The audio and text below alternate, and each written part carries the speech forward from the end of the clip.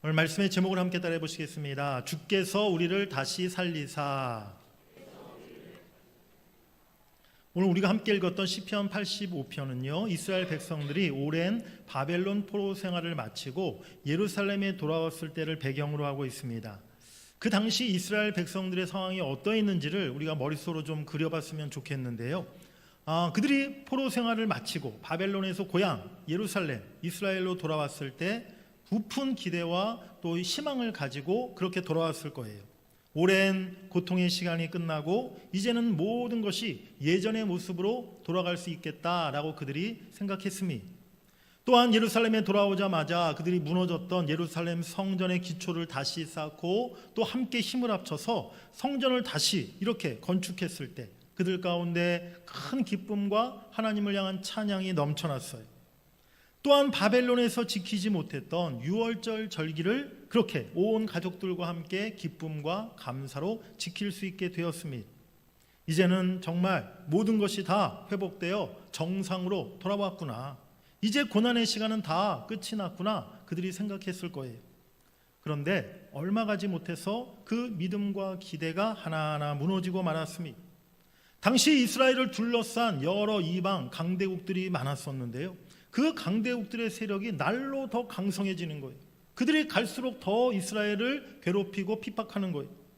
또한 이스라엘은 예전의 그 다윗과 솔로몬 왕 때의 그 영광과 그 부흥을 다시 회복하지 못했습니다. 거기다가 가뭄과 기근으로 인해서 백성들은 더 가난해지고 궁핍한 삶이 이어지고 있었다는 것이죠. 이제 이스라엘은 도대체 어떻게 해야 되는 것일까요? 어디서 희망을 찾아야 할까요? 예전에 제가 이제 수도권에서 사역할 때 자주 동해안 쪽에 우리 행사, 수련회, MT 이런 것들로 인해서 청년들이나 성도들을 이렇게 데리고 인솔해서 동해안 쪽에 수련회나 행사를 자주 가곤 했었는데요. 서울에서 이게 동해안으로 가는 길, 동해안에 속초나 강릉이나 이런 양양 이런 유명한 그런 휴양 도시들이 있지 않습니까? 해수욕장들이 있지 않습니까? 그 도로로 이제 거기로 가려면 예전에는 대관령 고속도로, 영동 고속도로가 유일한 고속도로였고요. 그 다음에 이제 국도로 가면 한계령, 미시령 이런 높은 산들을 이렇게 삥 돌아서 건너서 넘어서 동해안으로 갈 수가 있었어요. 영동 고속도로도 대관령을 지나서 가야 되기 때문에 굉장히 이렇게 길이 험하고 운전하기가 만만치 않았습니다. 그러다가 2017년도에 새로운 고속도로가 개통되었는데요. 서울과 이렇게 양양, 동해안을 잇는 직선도로가 만들어졌어요. 그런데 이 도로의 특징은 뭐냐면 그 동해안 가는 길에 태백산맥이 있는데 그 수많은 산들을 이렇게 삥삥 둘러가는 게 아니라 다 터널을 만들어가지고 완전히 그냥 일직선 도로로 이렇게 고속도로를 만든 거예요. 제가 그 도로가 처음 개통되었을 때 바로 얼마 지나지 않아서 이제 그 도로에 운전하고 동해안을 간 적이 있었는데 길이 너무 좋은 거예요. 예전에는 동해안 한번 가려면 막 대관령 넘어가고 미시령 넘어가려면 운전을 저도 10년 20년 했지만 막 아찔아찔 했었거든요. 근데 이 도로는 그냥 터널로 쭉 연결되어 있으니까 너무 좋은 거예요. 시간도 1시간 이상 단축되더라고요. 그래서 갈 때는 좋았어요. 그런데 올 때도 이제 똑같은 길로 오게 되었는데 올 때 제가 느꼈던 것은 다음번에 만약에 다시 동해안에 올 일이 있으면 이 도로를 다시는 타지 말아야겠다. 그 생각을 제가 올 때는 하게 되었다는 거예요. 왜 그랬을까요? 이 도로가 새로 생긴 도로가요. 터널이 엄청 많아요. 그래서 나중에 제가 집에 와서 한번 조사해 봤더니 그 고속도로의 터널이 총 몇 개냐면 63개 터널이 진짜 편도로만. 그리고 그 중에 정말 제가 가면서도 이 터널은 도대체 언제 끝나나 그렇게 느꼈던 터널이 있었는데 그 터널이 실제 우리나라에서 지금도 제일 긴 터널이라고 그러더라고요. 총 11km. 시속 한 80km로 달려도요 10분이 넘게 가야 되는 거예요. 터널 하나 통과하기 위해서. 그러니까 제가 올 때는 잘 몰랐는데 똑같은 길을 되돌아올 때 느낌이 뭐였냐면 너무 지루하고 너무 답답하고 터널이 계속 이어지니까요 오히려 막 졸음이 오고 운전하기가 더 쉽지가 않더라고요. 그래서 그 다음부터는 제가 그 길로 다시는 가지를 않았어요. 우리 인생 살면서 이와 같은 경험이 있지 않습니까? 우리 인생에 사실은 수없이 늘 시련과 어려움과 고난이 반복되잖아요. 때로는 참 인생 가운데 그런 고난의 터널을 만나서 우리가 그 고난의 터널을 통과할 때가 있어요. 그 고난의 터널을 한참 지나가다 보면 이제 어느새 그 끝이 보이는 것 같아요. 희망의 빛이 비춰옵니다. 그리고 이제 드디어 그 어둠의 터널, 고난의 터널을 우리가 통과하게 돼요. 그러면 우리는 이제 안도하고 또 우리는 다시 힘을 얻는 것이죠. 이제 우리 인생에, 내 인생에 이제 고난이 끝났구나. 이 어둠의 터널을 내가 다 통과했구나 라고 그렇게 생각합니다. 그런데 겨우 힘을 내서 그 고난의 끝에 도착하고 그 고난을 통과한 줄 알았는데 조금 더 가보니 또 새로운 터널, 또 새로운 고난이 우리를 기다리고 있더라는 것이죠. 산 넘어 산이고 마치 희망 고문을 하는 것처럼 우리 인생이 그와 같이 여러 고난이 반복되고 이어지는 것을 우리가 경험할 때가 많습니다. 그때는요, 어떤 생각이 들어요? 하나님의 은혜와 사랑이라는 것이 나와는 상관없는 것처럼 느껴져요. 그럴 때 많은 사람들이 좌절하고 실망하고 절망에 빠지는 것을 보게 됩니다. 여러 가지 면에서 우리 인생 가운데 반복되는 실패와 어려움들이 있으니 많은 성도들이 반복되는 죄의 문제로 인해서 좌절하기도 하고요, 또한 반복되는 경제적인 실패와 어려움으로 인해서 고통을 겪기도 합니다. 잘 될 것 같았던 일이 생각처럼 되지 않고 실패를 겪게 되었을 때 또 큰 절망을 겪게 되죠. 건강의 문제로 그럴 때도 있고요, 사람 관계로 인해서 그런 어려움을 겪을 때도 있고요, 심지어 교회 안에서의 문제로 우리가 실망하고 좌절을 겪을 때도 있습니다. 이 같은 상황과 문제들, 반복되는 어려움들이 결국 우리를 실망하게 만들고 좌절하게 만드는 것이죠. 하나님을 향한 신뢰와 믿음이 흔들리게 됩니다. 희망이 사라져가는 것 같은 현실의 그런 상황 속에서도 우리가 바라보고 붙들어야 할 것이 있다는 사실을 여러분들이 깨달으시길 바랍니다. 아무리 고난의 터널이, 어둠의 터널이 반복된다 할지라도 우리가 포기할 수 없는 이유, 우리가 낙심하고 절망할 수 없는 이유가 분명히 있음을 여러분들이 기억하시기를 바랍니다. 오늘 말씀을 통해서 바로 그 소망을 여러분들이 발견하시는 여러분들이 되시기를 간절히 바랍니다. 우리 첫 번째로 따라해 보시겠습니다. 과거의 은혜. 우리 본문 1절을 다시 한번 읽겠습니다. 여호와여, 주께서 주의 땅에 은혜를 베푸사 야곱의 포로된 자들이 돌아오게 하셨으며. 아멘. 오늘 이 시편 기자는 먼저 지난날 하나님께서 하신 일을 회상하고 기억하고 있어요.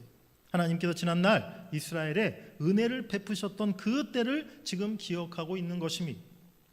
우리가 영적인 침체에 빠졌거나 우리가 실망되는 일이 생겼을 때 우리 개인적으로나 또 교회 공동체적으로나 해야 할 첫 번째 일이 무엇입니까?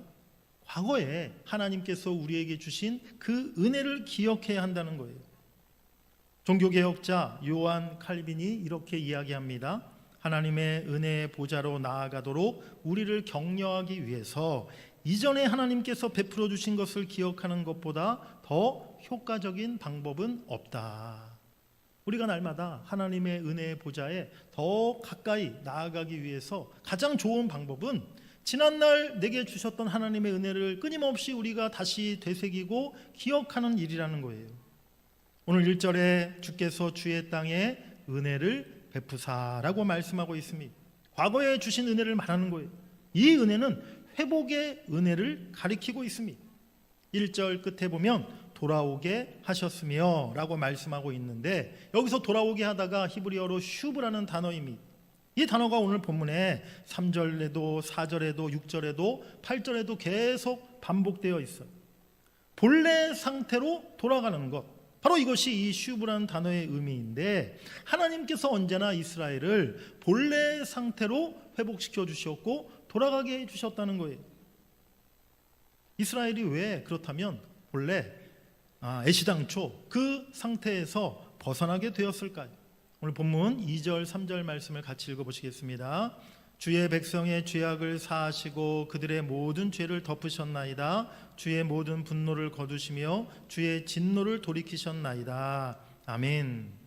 그들의 죄로 인해서 하나님께서 진노하셨던 것이죠. 그래서 그 이스라엘 백성들은 하나님께서 주셨던 축복의 약속, 또 은혜의 선물을 그들이 누릴 수 없었던 상태가 되었던 것입니다. 하지만 하나님께서 그 진노를 돌이키셨다라고 말씀하고 있어요. 그리고 그들에게 회복의 은혜를 베푸셨다라고 말씀하고 있는 것이죠. 백성들의 지난 죄악을 다 사하시고 그들의 모든 죄를 은혜로 하나님은 덮어주신 줄 믿습니다. 바로 이것이 우리를 향하신 하나님의 인내하심, 하나님의 용서인 것이죠. 이스라엘은 죄로 인해서 하나님과 하나님의 은혜에서 멀어졌었지만 하나님께서 그들의 죄를 다 용서하시고 기억조차 아니하셨을 때 그들이 다시 하나님께 돌아오게 된 줄 믿습니다. 이것이 이스라엘과 또 오늘 우리가 반드시 기억해야 할 과거의 일이라는 것이죠.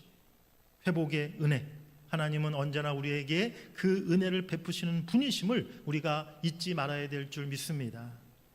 오늘 시인은 이렇게 과거를 기억하면서 거기서 희망을 찾고 있어요. 하나님은 변하시지 않으신다. 과거에 우리를 구원하셨던 하나님은 지금도 우리를 구원하실 수 있는 분이시다. 지난날 우리를 용서하셨던 하나님은 지금도 우리를 용서하시는 분이시다.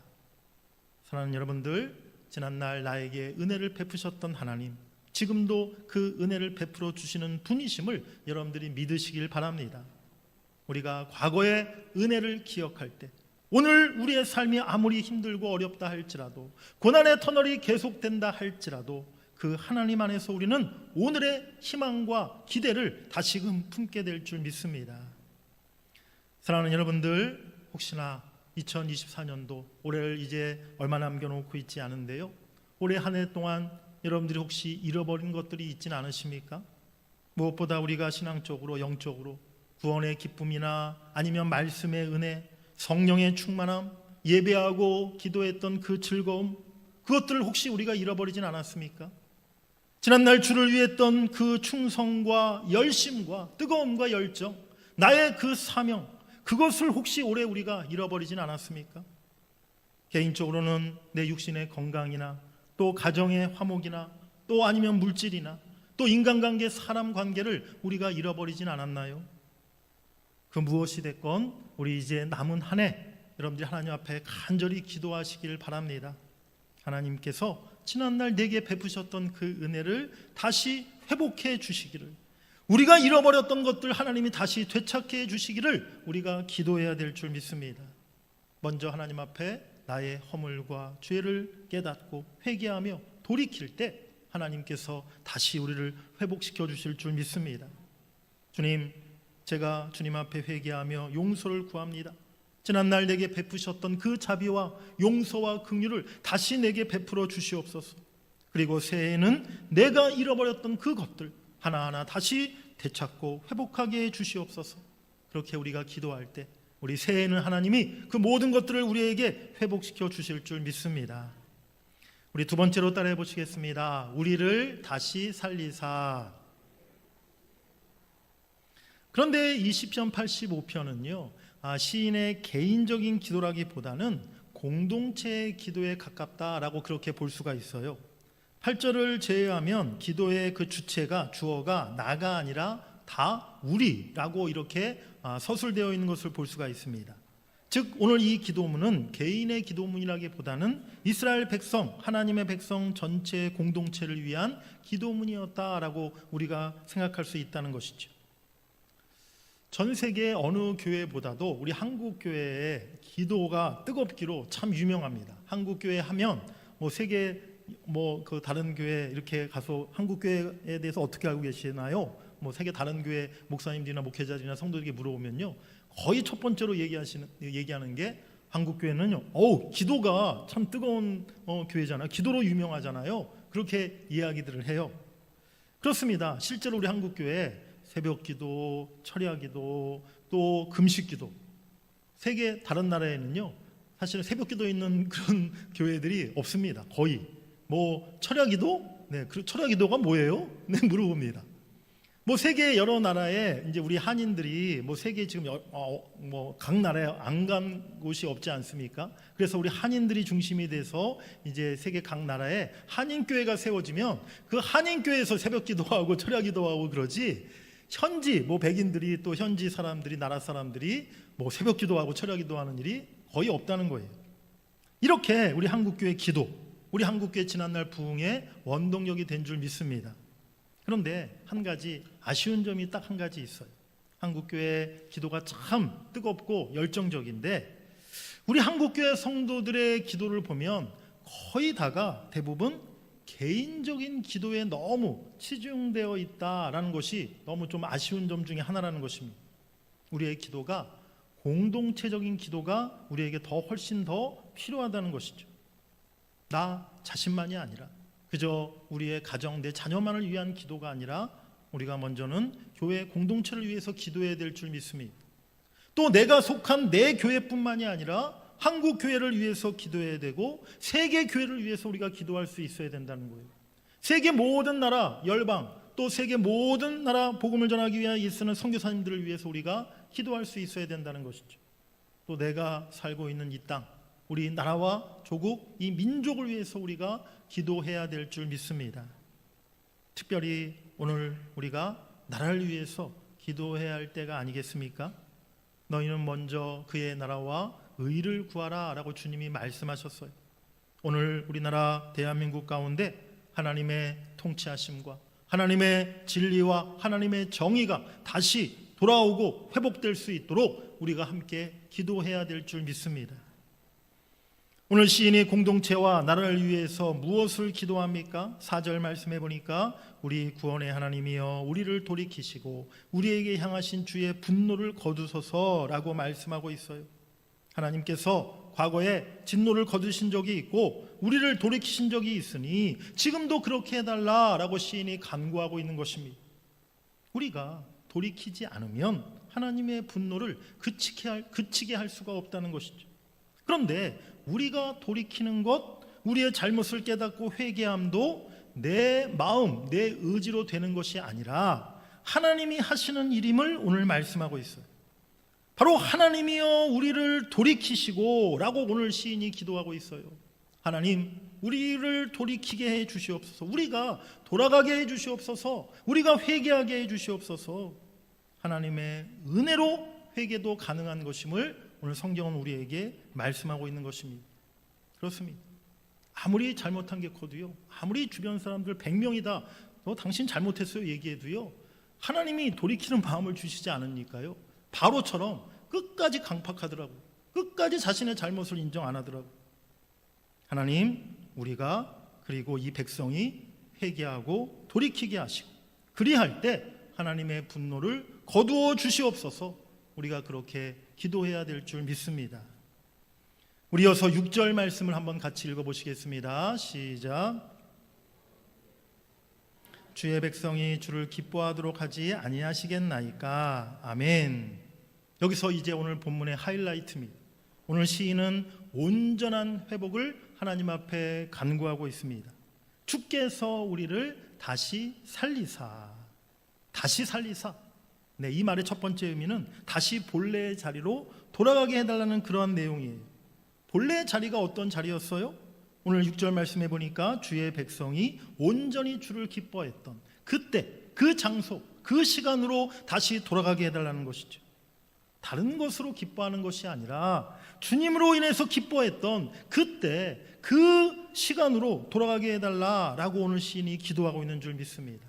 바로 이것이 온전한 회복이라는 것이죠. 오늘 우리가 바라고 구하는 회복도 마찬가지인 줄 믿습니다. 궁극적으로 하나님을 기뻐하는 것이 목적이 되어야 한다는 것이죠. 우리가 잃어버린 건강을 다시 회복해달라고 기도해야 합니다. 때로는 물질을 잃어버렸으면 하나님 다시 새해에는 내 가정에 우리 살림, 우리 가게 살림에 다시 잃어버린 물질이 좀 채워질 수 있도록 하나님 도와주시옵소서. 기도하세요. 하지만 최종적인 궁극적인 목적이 무엇이에요? 우리가 건강을 회복하여 우리가 가정의 경제가 회복돼서 참으로 더 그것으로 인하여 하나님을 기뻐하고 하나님을 찬송하고 하나님을 더 가까이 하는 그런 삶이 될 수 있게 해달라. 우리가 그것을 위해 목적으로 기도해야 될 줄 믿습니다.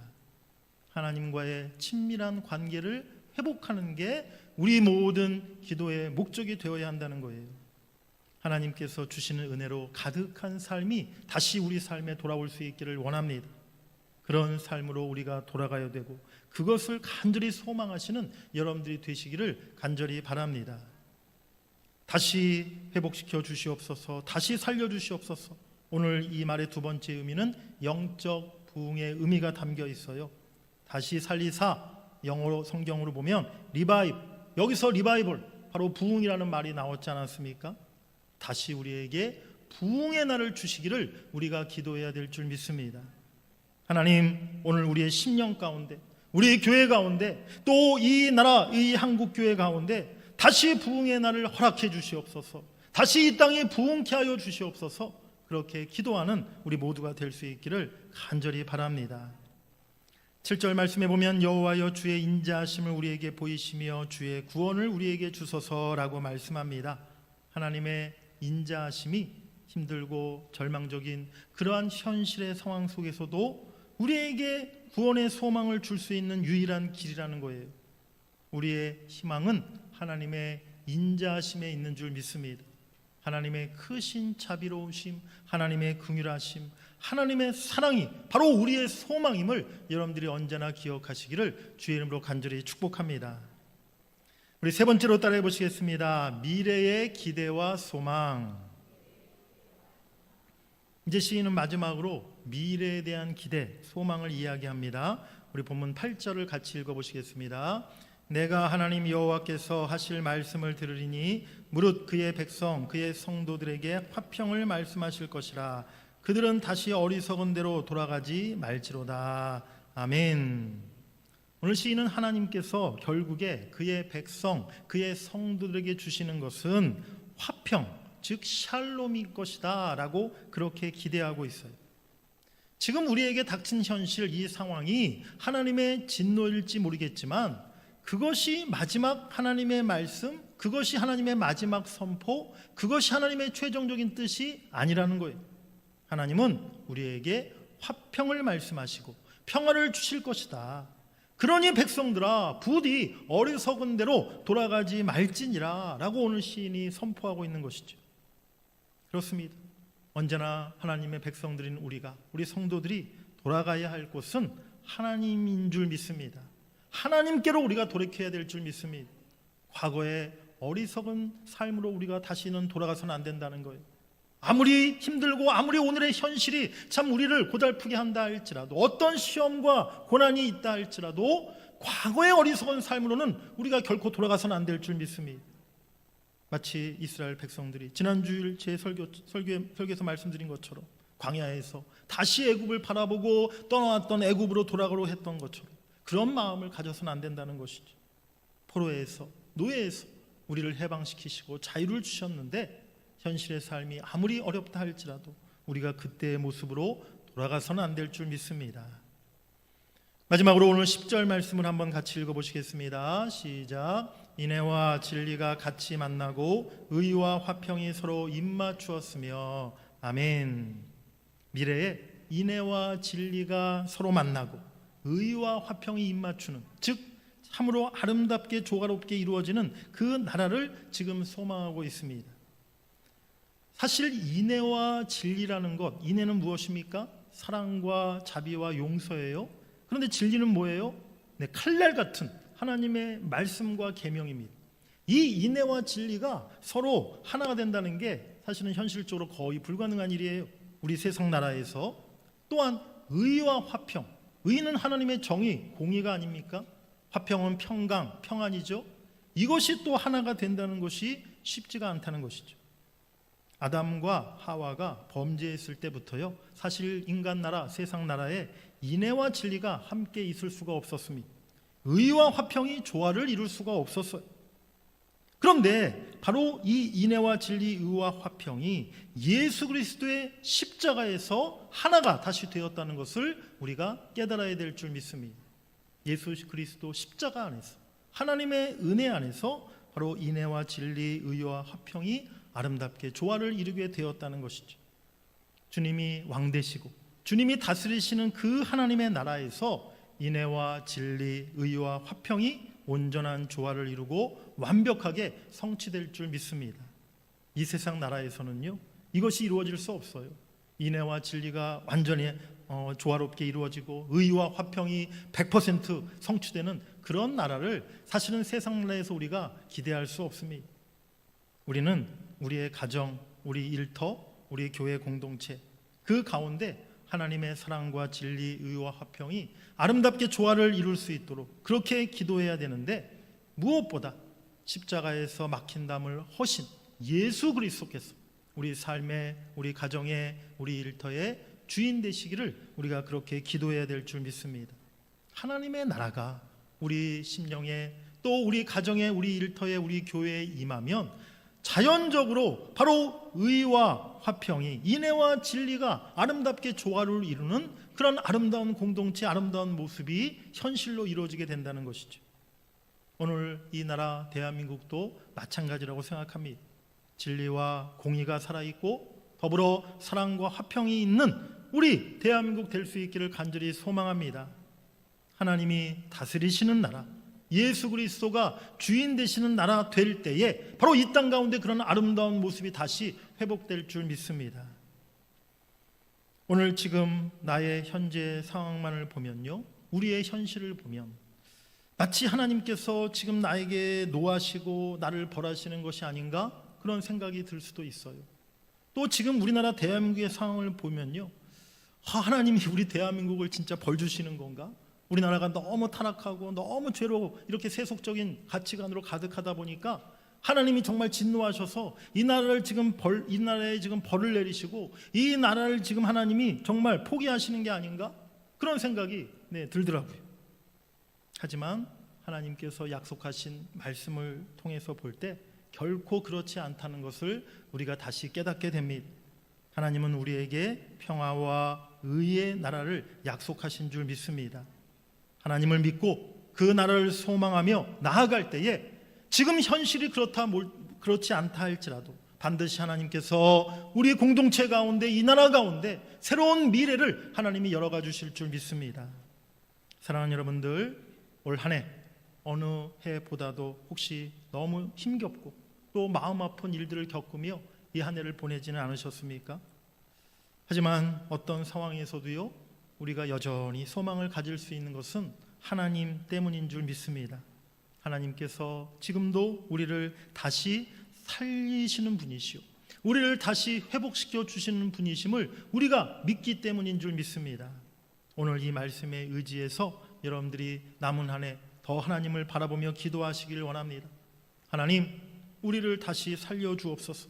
하나님, 나를 다시 살리시고, 하나님, 우리 가정을 다시 살리시고, 우리의 자녀를 다시 살리시고, 우리 남편을 다시 살려주시고, 우리의 교회를 다시 살려주시옵소서. 이 나라 조국 대한민국 하나님 불쌍히 여기시고 이 나라를 다시 살리시고 회복시켜 주시옵소서. 우리가 그렇게 남은 한 해 간절히 기도할 수 있기를 원합니다. 그래야 할 때 2025년도 오늘 주신 말씀처럼 주께서 우리를 다시 살리사, 우리 주님께서 우리를 다시 살리시고 회복시켜 주실 줄 믿습니다. 그렇게 해주실 우리 주님께 우리 영광과 찬송과 경배, 우리 박수를 함께 올려드리겠습니다. 주님, 그렇게 하실 줄 믿습니다. 감사합니다.